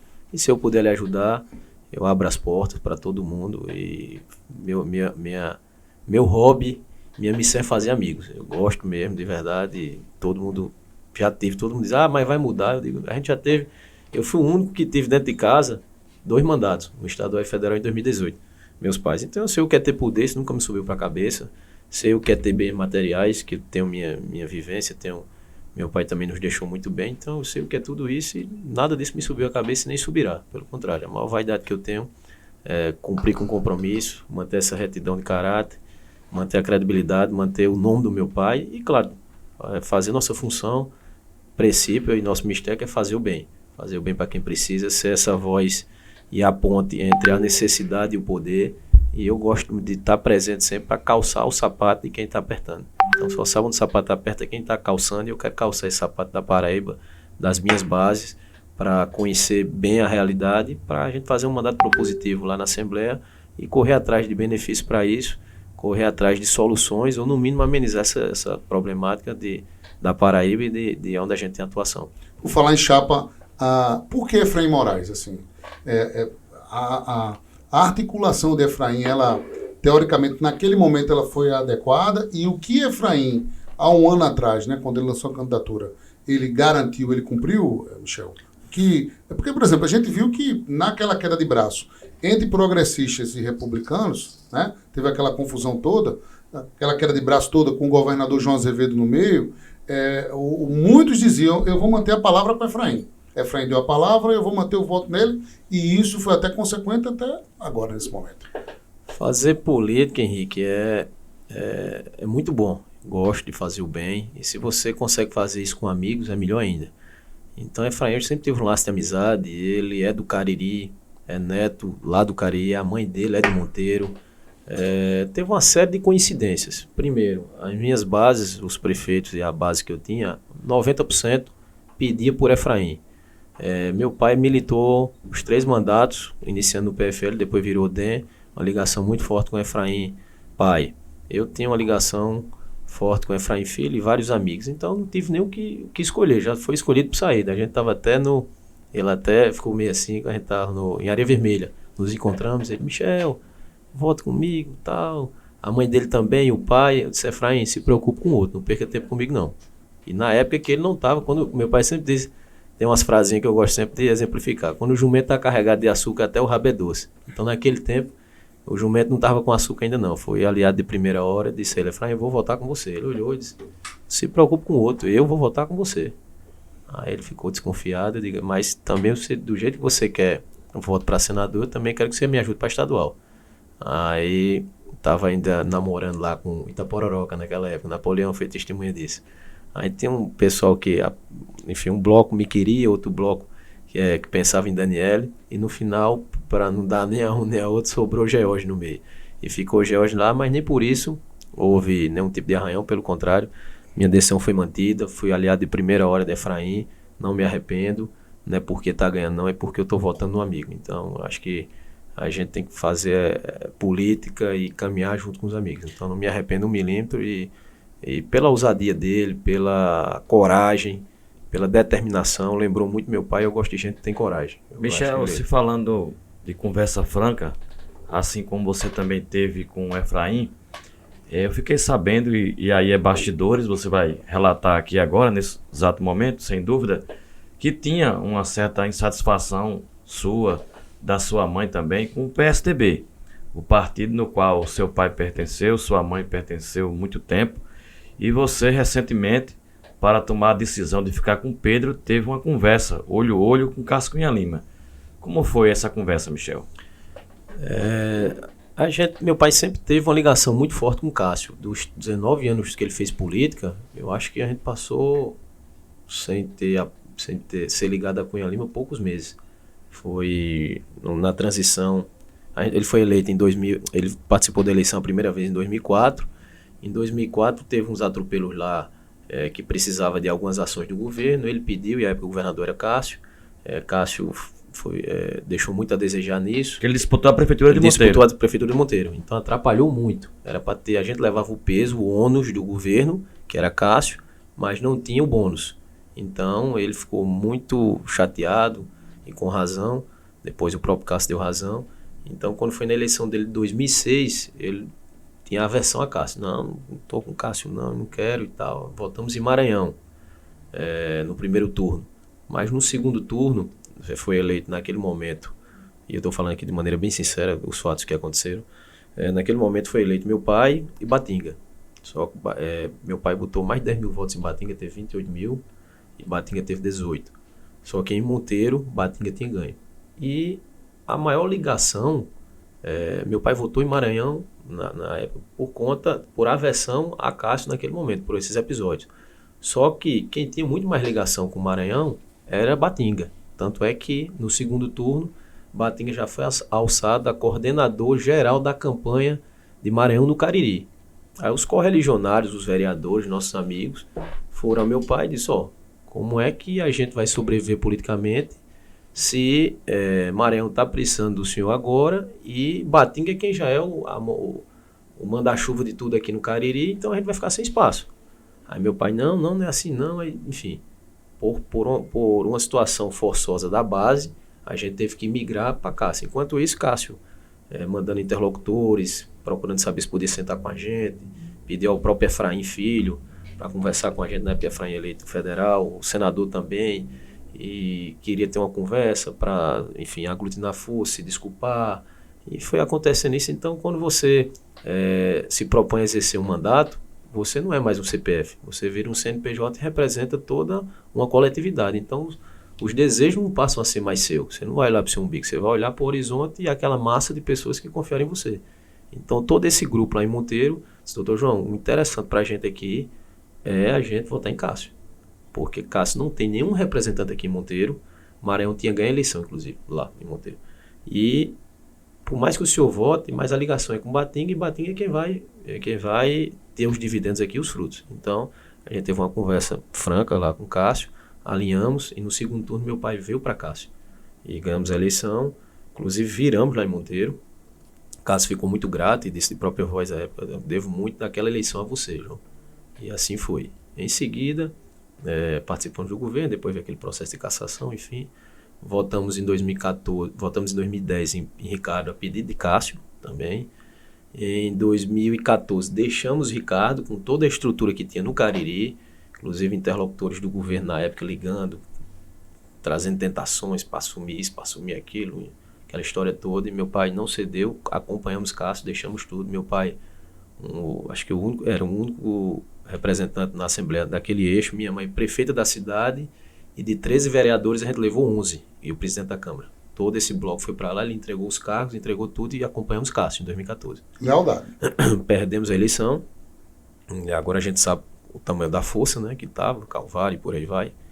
E meu pai migrou Em na eleição de 2018, migramos para o PSDB, ele foi o único do DEM, ele nunca gostou de mudar de partido, nem de posição, foi forçosamente, na época tinha a formação de uma comissão e a vaga tocava para o DEM. Só que, como ele não era do esquema de Ricardo, a indicação, como só tinha ele deputado, a indicação era do DEM, naturalmente deveria ser ele. Aí indicaram o suplente, na época foi Raoni. Aí meu pai disse, não, é a gota d'água. Aí chegou para Efraim e disse, Efraim, eu vou sair do partido. Aí Efraim, não, sem problema, João. Mantiveram a amizade, tanto é que hoje eu estou votando Efraim Filho por conta dessa relação, e a gente sempre soube diferenciar a amizade da política, e hoje a gente está conjugando de novo. Então ele foi para o PSDB, minha mãe também, ganhamos as eleições pelo PSDB, mas na execução do mandato teve algumas coisas que ficou a desejar. Quando a gente estava na formação dos diretórios, teve diretório que a época o PSDB entregou, a regra era o majoritário, que é natural. Se eu estou na cidade, eu fui o majoritário, naturalmente aquele diretório do deputado foi majoritário. É um prestígio. Mas teve algumas coisas que desandaram na época. Minha mãe foi majoritária numa cidade e entregaram o diretório a um outro, que teve menos voto, outro grupo político. Aí eu também fiz isso a cavalo de batalha, estava no PROS também, construí o PROS, peguei o PROS do zero, deixei como partido grande, cumpri minha missão lá, e assim foi. E veio a eleição, veio essa morte do meu pai, depois veio essa eleição com o Pedro. Pedro esteve comigo, pedindo apoio. Eu disse, não, Pedro, vou analisar. Conversei com minha mãe, conversei com a família. Tomamos a decisão de prosseguir mais uma vez junto ao clã Cunha Lima, e agora já na segunda geração com o Pedro. Aí pedi a Pedro uma reunião com ele e com o Cássio, e almoçamos lá no Gulliver. Na época eu relatei todo esse histórico que se passou. Teve um momento até que o Pedro ficou olhando assim, a fundamentação parecia que a conclusão ia ser que eu não o apoiaria. Aí eu vi que ele ficou, eu disse, não, Pedro, eu já vou lhe adiantar o final, para depois seguir com a fundamentação. Eu vou votar em você. Teve um pedido de desculpa? Aí ele, obrigado, teve. Aí eu disse a ele que tudo que estava falando aquilo era para a gente reavaliar. Tinha coisas que acontecem que muitas vezes não é o próprio mandatário, é o staff político que está por ali, que toma decisões errôneas, mas que agora eu queria ter esse elo de ligação íntimo diretamente. Aí Cássio agradeceu demais o empenho, e no momento ali não tinha, o projeto não estava tão solidificado como está hoje. Eu fui o primeiro eu gosto disso, como eu disse, eu gosto de votar com amigos e ter decisão, independente da coisa tabu ou ruim. Eu acredito em projetos e acredito nas pessoas, assim como tem muita gente que iniciou comigo em 2006, 2010, exemplo de Rômulo, e hoje iniciou como líder, e hoje é um cara grande que já exerceu cargos importantes, e eu acredito nas pessoas. Então acreditei no projeto dele, como acreditei no de Efraim, no Nascedouro, acreditei no de Pedro também, e fizemos essa análise pretérita de tudo que aconteceu, e pedi a Cássio apenas que não se repetisse, e que eu estava cansado de ganhar e não levar, como aconteceu em Monteiro. Ganhamos uma eleição, não levamos. Então o que eu queria, Cássio, se for para ganhar, vamos ganhar junto, e quem está na roda pode ganhar como pode perder. Se for para perder, vamos perder de cabeça erguida, mas tenho certeza que vamos ganhar essa eleição, porque hoje é um momento de virada. Esse ciclo político aí já tem 12 anos. Quando você não tem poder, você diz o que vai fazer quando chegar no poder, mas quando você tá lá, você não tem o que dizer, você tem que realizar. Então a gente vê hoje a aversão, a rejeição ao governo atual, e tenho certeza que ele vai ganhar a eleição. Então foi feito toda essa retrospectiva, e passamos um plano nisso, uma régua, uma borracha nisso, e vamos construir uma nova história já com essa virada geracional minha, na família Henrique, nele, na família Cunha Lima, e tenho certeza que será uma grande parceria para Paraíba e para os paraibanos. Por falar em política, né, em bastidores também, eu queria saber de Michel se, por exemplo, aconteceu um assédio, uma cantada por parte do pessoal ligado a João Azevedo. A gente vê como o pessoal da oposição mantém uma trajetória, mas a política é arte de somar. Você trabalha e articula com o contraditório. Aconteceram iniciativas? Sempre tem, né? É natural, porque todos os lados querem somar, todos os lados querem ganhar. Isso faz parte do jogo democrático e do jogo político. E a matemática política soma. Então a gente recebeu alguns interlocutores, né, enfim, projetando parcerias para o Cariri, para o Estado. Mas quando a gente toma decisão, eu sou igual ao meu pai, quando eu penso muito antes de tomar a decisão, mas depois que eu tomo, essa decisão realmente é irreversível e irrevogável, como a gente diz no direito. Então, a palavra da gente é um tiro e tô com Pedro, tô com Efraim, vamos até as últimas consequências, que tenho certeza que essas consequências serão a vitória e bons tempos para a Paraíba. Botar a Paraíba para sorrir novamente. Michel, eu vou citar aqui o nome de 3 pessoas, porque eu conheço a história da família Henrique. 3 pessoas que você, sua mãe, seu pai ajudaram. E depois a vida tem união e também às vezes tem rompimentos. Decepção. Você se afasta, decepção. Primeira pessoa, Lorena de Monteiro. Uma pessoa que seu pai e sua mãe ajudou a eleger. A segunda pessoa... Rapaz, você vai falar logo Lorena de Monteiro, rapaz. Sim. Não.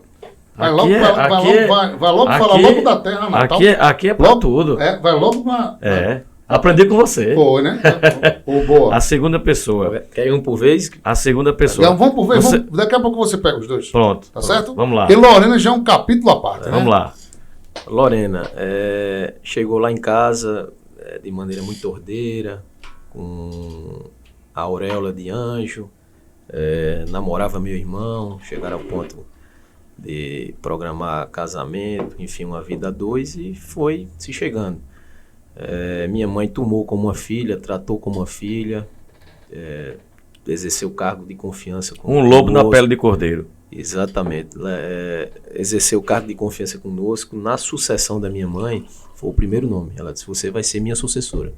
Então, em 2012, você vai ser candidata a vereadora, como de fato foi. Foi a vereadora mais votada do nosso grupo político. A segunda na geral, salvo engano, acho que foi a segunda. Do nosso grupo político, a primeira. E não assumiu a Câmara. Ela disse: você vai, eu vou lhe ensinar o que é gestão pública. Você vai passar em todas as secretarias. Iniciou pela Secretaria de Ação Social, passou pela de Saúde, e assim foi. Chegou na chefia do gabinete e minha mãe, você é minha sucessora. E ela sempre interligada, ela sempre muito emotiva, sempre aquele negócio de 2 mulheres, minha mãe tratando ela como nora, aquele afago, aquele amor realmente. Aquele momento parecia verdadeiro e a gente não tem essa maldade, ninguém está escrito na testa, você só sabe que é uma pessoa vivendo e convivendo, né? Mas ela conseguiu segurar essa carapaça, essa máscara durante um tempo, e aqui o aparente parecia verdadeiro. E nessa questão de confiança, muitas pessoas lá, a classe política, na sucessão não queria ela, minha mãe disse: não, vai ser ela. Para ela, eu tenho ela como uma filha, confio. E o pessoal: rapaz, doutora, a senhora vai se arrepender. Aí eu conheço a história, cuidado. N, classe política, os vereadores nenhum queriam. Aí meu pai disse: não, vai. Aí fomos, colocamos ela, elegemos com uma vitória expressiva, a maior vitória da história recente de Monteiro. Lá em Monteiro, quando ganhava por 1.500 votos, era uma pisa. Minha mãe, depois de 8 anos, o segundo mandato dela foi melhor do que o primeiro. Tanto é que a gente ganhou a eleição com 3.000 votos de frente. Então foi 2 pisas numa só numa eleição. E na diplomação ela já começou a ficar estranha. E minha mãe é muito sensitiva, e minha mãe disse: rapaz, Lorena tá estranha, Michel. E dizendo a meu pai, eu disse: não, impressão. E assim foi, e a coisa foi tomando volume, acho que com 5 meses, 4 meses, ela rompeu geral com a gente, acabou o noivado, acabou tudo. E cai naquela máxima, né? Quer saber que é uma pessoa de dinheiro e poder. Então, no caso, foi dado poder, depois ela mostrou quem é ela. E você consegue enganar uma pessoa por determinado tempo, mas não pelo tempo todo. Então, ela enganou a gente, enganou o povo de Monteiro, mas hoje, graças a Deus, o povo de Monteiro já está abrindo a mente, abrindo os olhos e está vendo quem é esse lobo na pele de cordeiro. A leitura em relação à gestão dela. A gestão dela, na verdade, era só manutenção, porque minha mãe, modesta parte, trouxe tudo e fez tudo para o Monteiro. Vou exemplificar só na área de saúde com pilares importantíssimos. Exemplo, lá em Monteiro, quando você se acidentava de moto, lá mesmo ficava, ou morria lá, ou botava na ambulância para levar para Campina para ver se escapava. E minha mãe trouxe o que com meu pai lá? O SAMU regional, fomos nós que trouxemos para Monteiro. Teve um momento lá até que faltava um projeto que era até vultoso, era até caro. Meu pai disse: o banco. A prefeitura tem dinheiro, não é o banco. Bancou, instalamos. O SAMU socorria, ele levava para onde? Para o hospital. Lá tem um hospital regional, mas o atendimento era de péssima qualidade e a demanda muito alta. Minha mãe foi atrás de uma UPA em Brasília. Conseguimos a UPA, é uma das poucas UPAs municipalizadas do Estado, que é muito caro você manter uma UPA. Construímos a UPA. PSFs, vários PSFs, inclusive na zona rural, que eles chamam âncora. Mas minha mãe construiu mini hospitais em cada zona rural dessa. E calçamos mais de 100 ruas. Para você ter noção, Batinga é tido e realmente dizem que é um dos melhores engenheiros de trânsito do Brasil. Batinga foi prefeito por 8 anos em Monteiro. E quem municipalizou o trânsito de Monteiro? Edna Henrique. Foi quem criou o 14º salário, calçou mais de 100 ruas, enfim, foi uma revolução administrativa na cidade. E agora, como deputada federal, o primeiro ano de recurso dela, ela pegou toda a emenda de bancada e levou para Monteiro a UTI. Ela tem o hospital regional. Colocou recurso para equipar todo, lá já tem um local, ela equipou, o recurso dela é para equipar todo o hospital e ainda deixou dinheiro para custear 6 meses até habilitar. E isso ficou lá, o governador inclusive se comprometeu a implantar isso, mas demorou mais de 2 anos. O dinheiro na conta, não era empenhado não, o dinheiro vindo na conversa e mesmo assim ainda houve essa demora. E a hemodiálise era para construção civil, equipar e custear durante 6 meses até habilitar também. Está parado lá. Então teve um momento da UTI que a gente teve até uma audiência com o governador. Minha mãe disse, eu não estou aqui nem como parlamentar não, governador, eu estou agora como uma viúva. A gente está numa pandemia, as pessoas estão precisando de UTI, os monteirenses, os caririzeiros estão indo para Campina, que já está um caos. Enquanto isso, o dinheiro está aí na conta. O senhor se comprometeu comigo. Aí foi quando ele ainda deu uma movimentada, fez uma movimentação lá e instalou. Eu não sei nem se está funcionando hoje, parece que de maneira precária, mas enfim, foi ideia nossa, foi concretude nossa. Então ela pensou o Monteiro como um todo. Pensou desde o básico à alta complexidade. E o que a prefeita atual tem que fazer era manter isso. E não mantém. Obras, minha mãe deixou mais de 6 milhões em caixa só de recurso próprio, fora dinheiro de convênio. E está lá tudo em aberto. Uma rodoviária que estava lá, tá o mato tomando conta, só tem uns pilares. E obras, outras obras. E, enfim, o que eu avalio como uma péssima gestão, tá um desgoverno, a cidade está abandonada.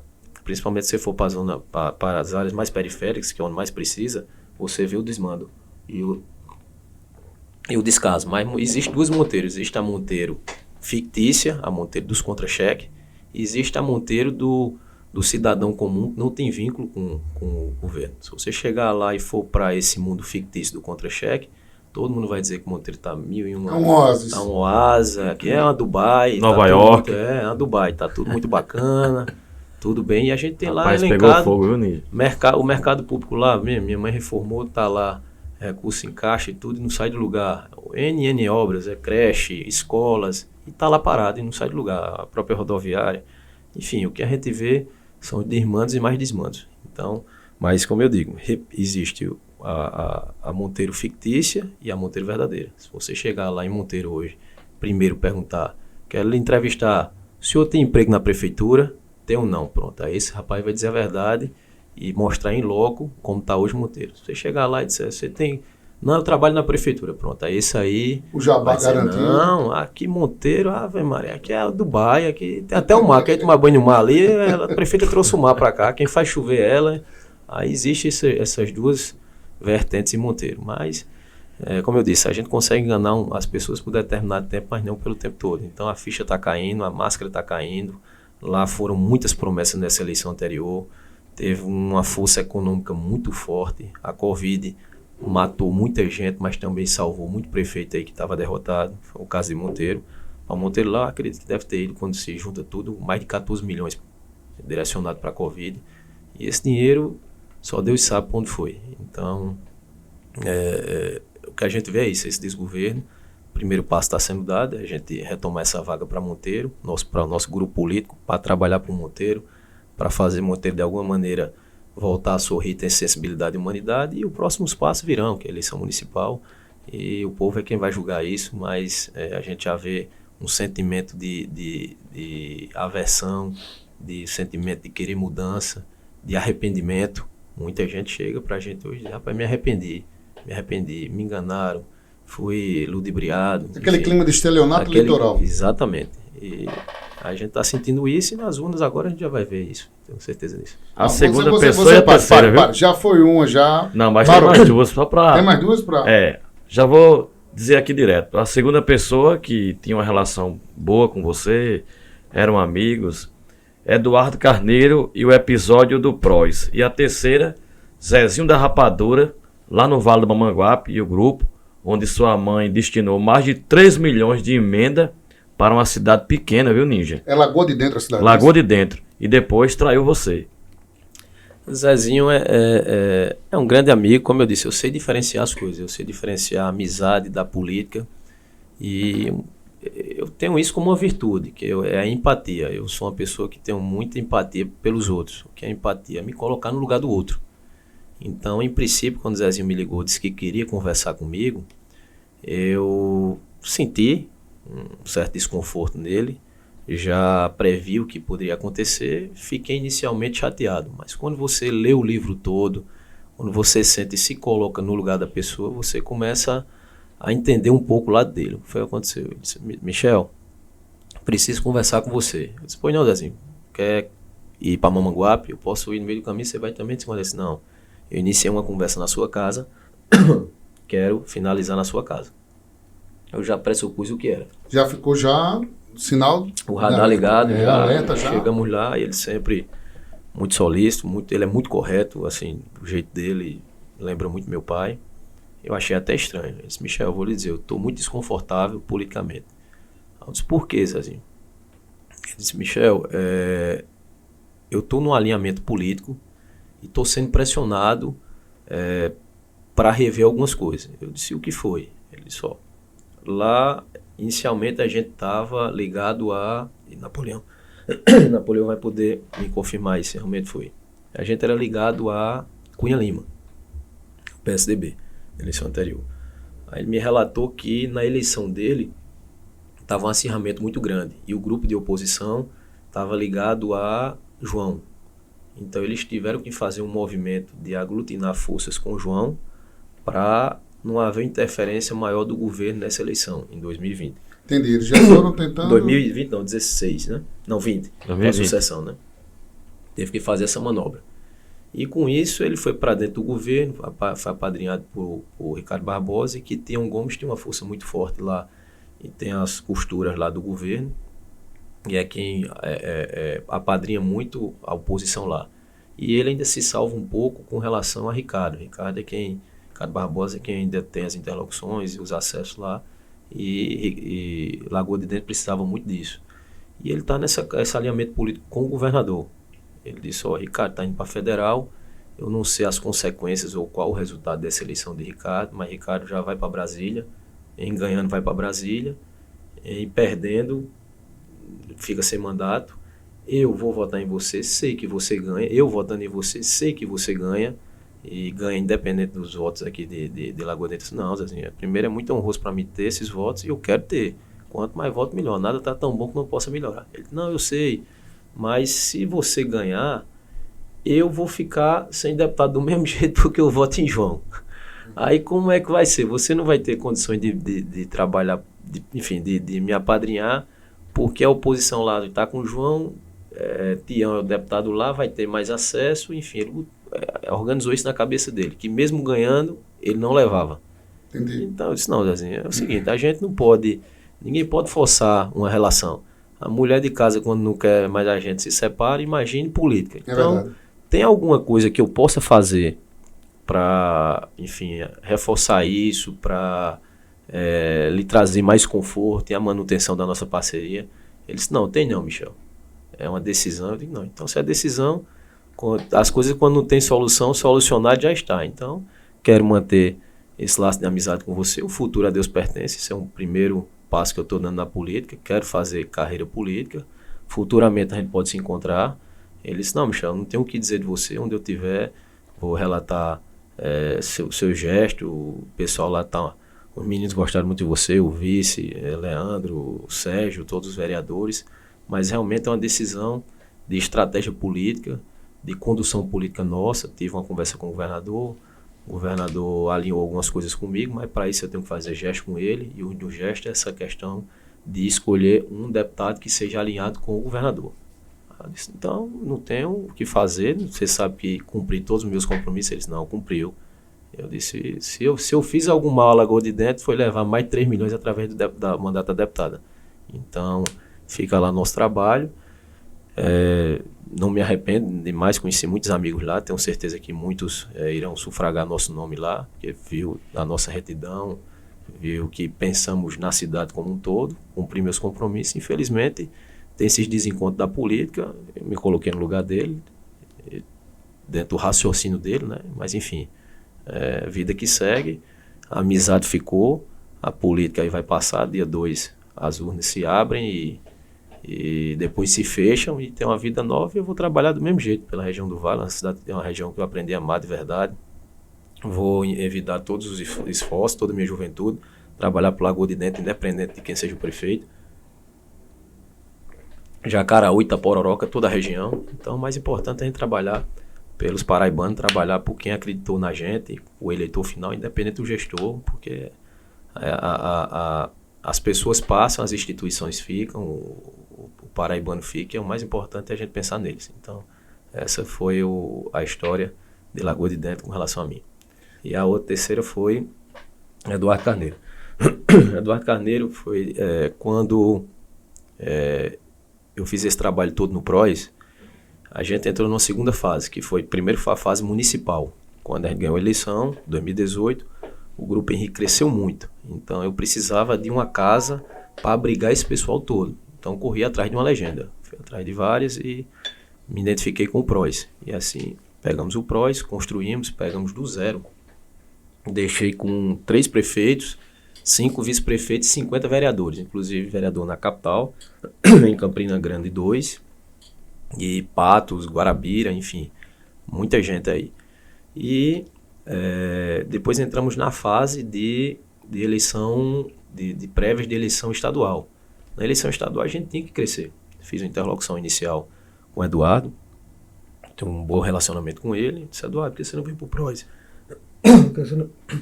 Pode tomar um bolinho d'água. Pode tomar, tem café, tem água. Não é? Água geladinha, pega mais água aqui. Depois da gripe. Porque essa pauta que nosso amigo Napoleão Soares fez, essa pauta, meu amigo, eu pedi pra você não lembrar esses 3 personagens. Eu pedi pra você. São os... Eu pedi pra você, só não lembre. Aí você fica lembrando... São as reuniões que desgastam a nossa voz. Mas essas perguntas não são boas. Aí você tá sabendo que ficou... Vai ter repercussão estadual. Agora a culpa é sua. E amanhã vai ter um terremoto em Monteiro. A culpa é sua. São as reuniões que desgastam a voz. Então, em período de campanha... Perguntando esses assuntos agradáveis... A gente fala demais, termina faltando voz. Mas, enfim, entramos nessa questão estadual, convidei ele para o partido, estava inclusive lá em Brasília, passei para o presidente nacional. Ele fez o convite também formal e ele ficou de pensar e por aí foi. Nesse momento, teve uma mudança da questão da legislação. A legislação já não aglutinava mais a questão de coligação. E sim a filosofia era do partido ser construído... ele montou o partido, né? Por via própria. E eu vi que seria mais um terceiro mandato. A gente estava com os 2 mandatos, eu vi que com a mudança... O marco foi o quê? A mudança da legislação. Com a mudança da legislação, acabando as coligações e deixando o partido para ser montado, eu vi que seria um terceiro mandato para tomar conta. Então eu teria que manter o mandato estadual. Meu pai, tudo era comigo, as coordenações, tudo. Deixava tudo pronto, eles chegavam lá, só eu apertar a mão e discursar. Então tudo era comigo. E eu teria que o quê? Que correr atrás dos eleitores do mandato estadual. Teria que também correr atrás e coordenar a questão da reeleição de federal. E ainda ter que ir atrás de candidato para formar o partido e, enfim, e partidos maiores, com estruturas maiores, e não só isso, como também com o modus operandi com que muitos fazem aí. Teve gente que na eleição municipal conversou comigo, tinha vontade de ficar no partido, mas as tentações, as promessas eram tão grandes que eu vinha com a realidade, Henrique e Napoleão. Eu dizia, eu só consigo fazer isso aqui por você. Aí, não, mas o partido X vai me dar 10 vezes mais de O fundo leilão, eleitoral. aquele famoso leilão, né? Não, a gente tá vendo agora o caso do fundo eleitoral, né? O que tem neguinho desesperado agora? É confusão, viu? Não, faltando 30 dias para eleição. Depois que colocava dentro da Arapuca, fechou a janela chau. O cara tinha que fazer o que estava lá. E muitos depois vieram, rapaz, eu devia ter ficado com você. Então você jogar com retidão de caráter fazendo partido e da maneira que você quer fazer e cumprir é muito ruim. Porque tem gente que prefere acreditar em ilusão. Acredita em ilusão, se filia, vai lá, tira foto, se agarra, aí depois diz, e agora, meu Deus do céu? E agora, meu Deus do céu? É 4 anos depois. E tem promessas que eram extremamente fantasiosas. Eu não sei por que como é que o cara caiu numa dessas. Mesmo tá vendo que vai lhe enganar. Não vai acontecer. Eu não vou dar nome aos bois. Não vai. Eu não vou dar nome aos bois, mas a gente sabe aqui dos bastidores que, por exemplo, tem candidato aí que já foi oficializado, agora principalmente nessa cota feminina, que vai disputar o mandato de deputado federal, que teve presidente de partido que ofereceu aí e prometeu R$ 1 milhão de reais. Tem outros aí com 1,5 milhão para deputado federal. Como é que um partido que tem custo para tudo, que vai ter que fatiar, que já vem de uma fatia nacional, um país pequeno, grande, continental, com uma Paraíba pequena dessa, né, em relação à população e de contingente, como é que vai ganhar uma bolada dessa? É como dizer assim, meu irmão, você vai ganhar aqui a loteria. Agora, a pessoa faz questão de se enganar. É verdade, faz questão de se enganar. É como o cara chegar e dizer assim, meu irmão, quando eu ganhar agora o novo governo, você vai ter uma mídia de R$100 mil no portal ou no blog. Impossível. Não existe. Foi o que aconteceu comigo.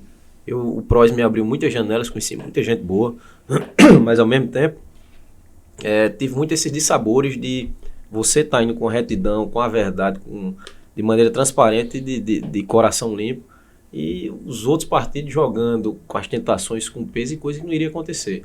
E o cara acreditar numa ilusão. Então eu vi que era um trabalho gigante. No lugar de eu estar centrando o fogo nos mandatos atrás dos eleitores e construir, seria um terceiro mandato indo atrás de candidato, e tudo era em cima de mim. Porque lá em casa a coordenação maior era minha e eu teria muito trabalho para isso. Então algum lugar aqui ia vazar.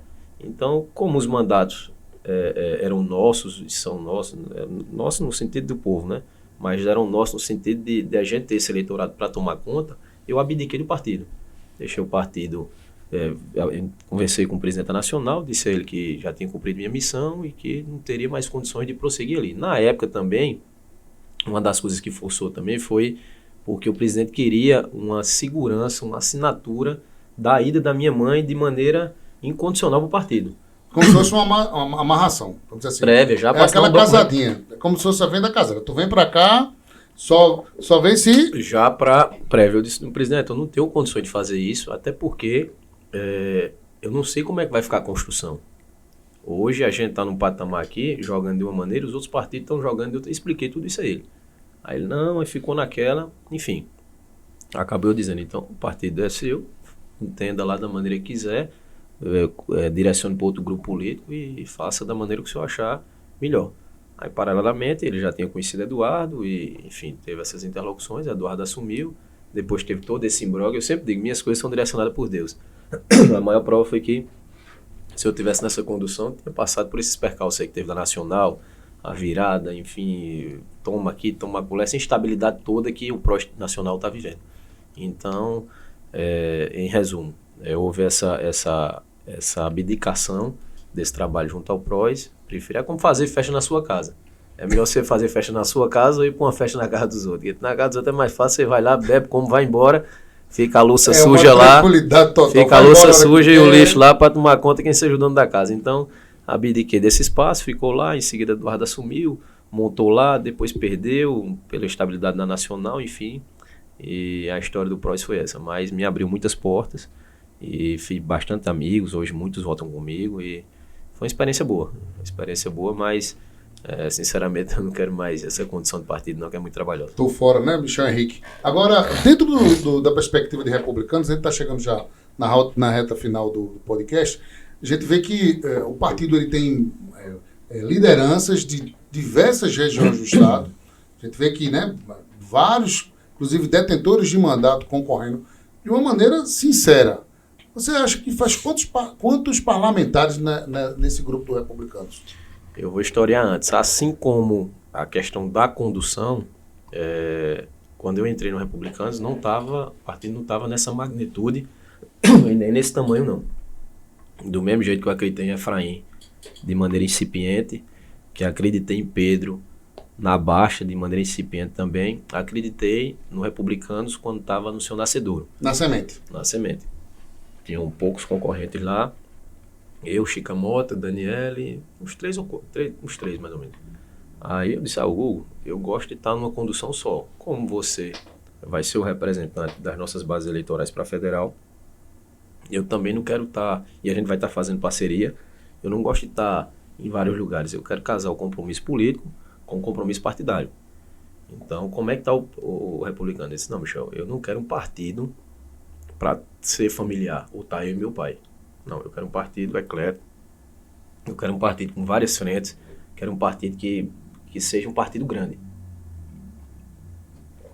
Que a gente construa um projeto realmente político, com gente que tem um perfil, e não para chamar de meu. Então, aglutinamos força, eu digo, não, então vamos. Começamos a construir, convidando um, convidando o outro. Veio depois o Wilson, veio o Adriano Galdino, Murilo, enfim, e hoje está essa força que está. Acredito que da maneira que a gente está construindo lá, faremos acredito que 8 deputados. De 8 podendo chegar a 9, aquelas vagas que ficam flutuando, acredito que vai gerar em torno disso. Então o partido está com teremos já 3 federais atuais, acredito que haverá manutenção desses 3 federais, com a saída da minha mãe, a entrada de Murilo, e mais esse bloco que a gente construiu, acredito que a gente tem condições reais de ter no mínimo aí 8 deputados, e quem sabe até 9. E vai depender do desempenho de cada um, tem uma faixa ali que está bem concorrida, aí todo mundo vai começar aquela disputa, botar voto, aí o partido vai ter uma votação expressiva e numa dessas a gente pode ganhar mais uma vaga. Você falou de vaquejada, vai defender a vaquejada na Assembleia? Defendo sim, com Vai, residentes, é uma coisa vai cultural. Legislar. É uma coisa cultural, é uma coisa esportiva nossa, é das nossas raízes. Pelo contrário, são os animais mais bem criados e mais caros, são animais de vaquejada. Tanto cavalo, tem cavalos aí que chegam a cifras vultosas, então é um mercado também que gera emprego e renda. É uma questão cultural, uma questão de esporte também. Faz parte do calendário, né? Movimenta toda uma indústria, movimenta toda uma atmosfera que é salutar sim. Não vejo nenhum tipo de maltrato animal, pelo contrário, os animais são muito bem tratados e cada vez mais vai evoluindo, né? Então, defendo sim, gosto muito dessa questão rural em si, da agricultura, a questão rural, da questão pecuária, de cavalos também. A minha infância toda foi em cima de um cavalo lá em Sousa. Então, gosto demais disso. O que chama também a atenção, Ninja, no mandato da mãe dele, e possivelmente no dele, que eu observo muito dos poucos parlamentares que a Paraíba tem, é a identificação com a causa indígena. Então, Michel, fale rapidamente sobre isso. Foi uma grata surpresa nesse caminho aí que a gente percorreu junto com o mandato da minha mãe, que foi conhecer a causa como em si. Tenho muitos amigos hoje, caciques, indígenas em si. As coordenações aqui são indicações nossas, tanto da FUNAI quanto do CESAI, que é a Secretaria de Saúde Indígena, e a FUNAI, a que toma conta propriamente dita da causa indígena. E dentro disso, nesse elo de ligação nosso, de estar presente, fizemos uma amizade pura, mesmo verdadeira, com vários índios, com várias aldeias, com os caciques, com as lideranças indígenas. Hoje em Marcação, a gente é lá capitaneado por o seu Dé e Dona Nildinha, que iniciaram essa história política conosco em 2018. E deu lá minha mãe, acredito que ele era suplente, deu 250 votos à minha mãe em menos de 10 dias, mais ou menos. E aí a gente acreditou, viu que eles fazem uma política realmente com o pé no chão, a política que a gente gosta de fazer, com o social, estando junto, ajudando, esticando a mão para quem precisa. Aí seu Dé foi eleito vereador e dele a coisa foi se ramificando. Aí trouxe mais uma vereadora, Josa, o presidente da Câmara, Giovanni, e a gente foi crescendo nesse grupo de Marcação, vindo inclusive caciques, lideranças indígenas e por último agora o ex-prefeito Paulo Sérgio com seu filho Serginho, que foi candidato já 2 vezes, não obteve êxito, mas tem uma base grande e uma densidade eleitoral grande. Então aglutinamos toda a oposição lá em torno do nosso nome e esse trabalho se ramificou muito na causa indígena. Quando aglutinamos todas essas lideranças indígenas, minha mãe numa plenária lá, perguntou o que é que eles queriam dela. Aí disseram, não, uma obra histórica que a gente quer é a revitalização, a reforma de um centro que eles têm lá, que é em Bahia da Traição. Marcação é aquela cidade, né, que é no caminho da Bahia, né? Você passa... Fica no meio, entre Rio Tinto e Bahia. Você passa dentro de Marcação, né? Passa, literalmente. passa. Tem aquela lombada, né? Tem. Um centro que Já eles têm, que passei inclusive direto é um por cima centro, várias vezes. é uma CT que eles chamam, um centro, tem um nomezinho, mas enfim, é um centro lá de trabalho deles, que é a segunda mais antiga do Brasil. E lá estava deteriorada, em desuso. A minha mãe arrolou com emenda, através de um pedido nosso, e está lá na reforma, já está prestes a ser inaugurada. Alocamos também unidades de energia solar, usinas de energia solar para unidades produtoras. Eles têm uma casa de moinho lá, consome muita energia. Hoje tem energia solar nisso. Uma lá que é para usina de gelo, enfim. Uma série de casas produtivas e foi alocada energia solar para isso, a pedido de toda a comunidade indígena. Potencial incrível lá, né? Em relação a espetacular, é belíssimo. A questão turística lá é belíssima. Napoleão conhece mais do que ninguém lá. Isso, e a região de Praia de Campina, a região de Marcação, que é divisa, né? Coqueirinho. Barra de Mamanguape. Você esteve lá, belíssimo, viu? Você esteve lá, eu vi a foto, viu? Belíssima, região belíssima. Eu já andava muito ali de mountain bike. Eu vinha de João Pessoa, pegar a balsa, aí vou para Lucena e vou para Praia de Campina. Sempre fazia isso. Esse era um roteiro. Sempre roteiro de mountain bike ir para lá, fim de semana. Então é uma região que tem um potencial turístico espetacular. Então, aí lá eles têm um projeto, inclusive, Napoleão, de fazer um museu, até Elias que me falou isso, cacique Elias, de fazer um museu para fomentar essa questão da causa indígena, fazer com que as pessoas reconheçam mais, fazer aquelas danças que é o toré, montar isso de maneira rotineira para trazer turistas, para, enfim, disseminar mais a questão indígena, a causa indígena. Eu me comprometi de imediato a fomentar isso também, a ser uma mão amiga nesse sentido, dessa concretude desse museu deles. E eu me apaixonei pela questão indígena, estou sempre lá junto com eles, são amigos verdadeiros mesmo. Eles são meio, como é que eu poderia dizer, eles são meio cismados, mas depois que você ganha confiança, eles matam e morrem por você. Então lá, graças a Deus, ganhei essa confiança, claro, através da minha mãe, muito carismática. Ela formou uma liga inicial e eu venho mantendo isso. A gente sempre está lá junto. Inclusive, sua mãe recebeu mais de 30 índios na sua casa lá em Brasília. Exatamente. Cacique Elias, eles têm lá uns movimentos, umas paradas indígenas lá em Brasília. Ele me ligou certa vez: Michel, a gente está precisando de um local para ficar, vamos comprar aqui umas tendas e tal. Eu disse, não, peraí. Aí liguei para minha mãe e me disse, não, vai ficar tudo lá em casa. Ficou no apartamento dela, uns 11 caciques, uma coletividade danada lá, com alimentação, com tudo. Eles saíram exultantes lá e foi montando essa relação, foi montando essa afinidade, essa intimidade. E hoje tenho grandes amigos que são indígenas, são caciques, e estreito demais. Eles sabem da relação da gente, sabe do elo de confiança que a gente já tem. E hoje a gente faz parte dessa causa. A FUNAI mesmo, através de uma atuação da minha mãe, a gente conseguiu, nessa época da pandemia, distribuir mais de 35 mil cestas básicas. E hoje o coordenador é Terceiro, que passou até no vídeo, Terceiro Clotário. E a gente tem feito esse trabalho de maneira magnífica lá, graças a Deus, em prol de quem precisa. Então isso nos energiza muito, isso nos honra muito e aumenta mais ainda a responsabilidade de lutar por esse povo querido e que acreditou e acredita no nosso trabalho. E o que eu puder fazer na Assembleia lá será um porto seguro para eles também. Michel Henrique, obrigado pela participação no NinjaCast. Obrigado a você, querido. Deus lhe abençoe. Obrigado por ter aceito o convite. Que Deus por esse abençoe bate-papo aqui com a gente, com nossos internautas. Que Deus abençoe a todos nós, que Nossa Senhora nos proteja. E vamos à luta. Tenho certeza que a vitória está próxima. Grande Napoleão de Castro. Troquei Napoleão de Castro, é um grande mestre, né? Napoleão de Brasília. Grande Napoleão Soares. Monteirense.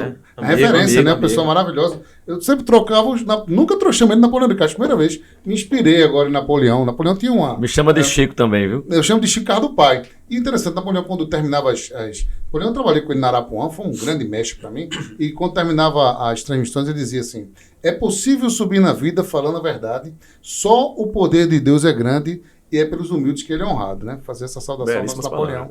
Uma pessoa sábia, uma pessoa maravilhosa. Está em Brasília hoje, inclusive. Grande Napoleão Soares, obrigado pela participação no NinjaCast. Primeiro de vários Obrigado, convites aí, viu? obrigado Passe, pelo mano. convite, a você, ao nosso colega aqui também nos bastidores, viu, que é Grande muito Glauber. importante. Nosso abraço, Glauber. Obrigado também ao Michel, viu? Meu querido. Entrevista muito boa e, sem dúvida, amanhã vai movimentar os portais da Paraíba. Anota isso aí. Perfeito. Obrigado pela participação de todos. Ponham Deus no seu coração e até o nosso próximo encontro aqui no NinjaCast. Um grande abraço a todos.